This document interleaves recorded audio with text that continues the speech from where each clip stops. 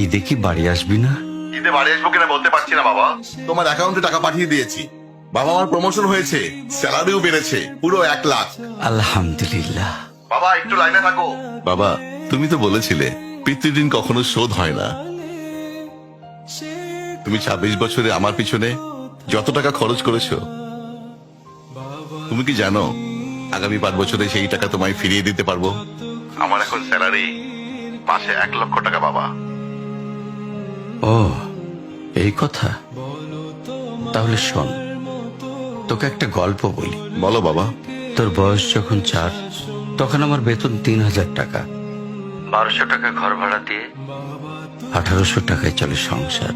আমি আমার সাধ্যমতো সারা জীবন চেষ্টা করেছি তোর মাকে সুখী করতে, প্রতি ঈদে কোরবানি দিতে। তোকে যেবার প্রথম স্কুলে ভর্তি করালাম, সেবারই প্রথম আমরা আমাদের কোরবানি দিতে পারিনি। সে বছর তোর মাকেও কোনো উপহার দিতে পারিনি।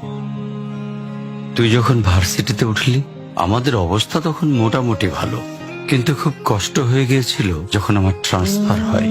রোজ রোজ বাসে চড়ে, পায়ে হেঁটে, ঘামে ভিজে খুব দুর্বিষহ লাগছিল। একদিন শোরুম থেকে একটা বাইক দেখে আসলাম।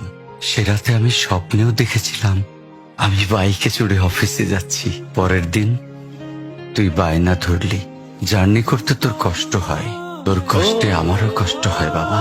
আমি বাইকটা তোকে কিনে দিয়েছিলাম। তুই এখন লাখ টাকা বেতন পাচ্ছিস, কিন্তু মনে করে দেখ, অন্য মাইনে দিয়ে ব্র্যান্ড নিউ মোবাইলে হেডফোন কানে লাগিয়ে সারা রাত গান শুনেছিস, পিকনিক করেছিস, ট্যুর করেছিস। তোর প্রতিটা দিন ছিল স্বপ্নের মতন। আর তোর টাকা নিয়ে আমি এখন হার্টের বাইপাস করাই, ডায়াবেটিক মাপাই।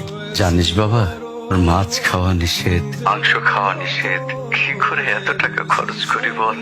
তোর টাকা নিয়ে তাই আমি কল্পনার হাট বসাই। আমি বাইক চালিয়ে সারা শহর ঘুরে বেড়াই, বন্ধুদের নিয়ে সিনেমা দেখতে যাই। তোর মার হাত ধরে চাঁদনি পশরের সেন্ট মার্টিনের বালুচরে হেঁটে বেড়াই। চুপ করো বাবা প্লিজ, আমি তোমার কাছে চলে আসবো।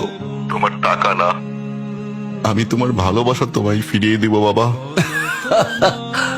বোকা ছেলে, বাবাদের ভালোবাসা কখনো ফিরিয়ে দেয়া যায় না। ছোট্ট শিশুর মলমূত্র মোছা যায়, আর বুড়োদের ঘরেও ঢোকা যায় না। ওকে একটা প্রশ্ন করি বাবা। ধর তুই, আমি আর তোর খোকা তিনজন এক নৌকায় বসে আছি। হঠাৎ নৌকাটা ডুবতে শুরু করলো। যে কোনো একজনকে তুই বাঁচাতে পারবি, কাকে বাঁচাবি? থাক, উত্তর দিতে হবে না।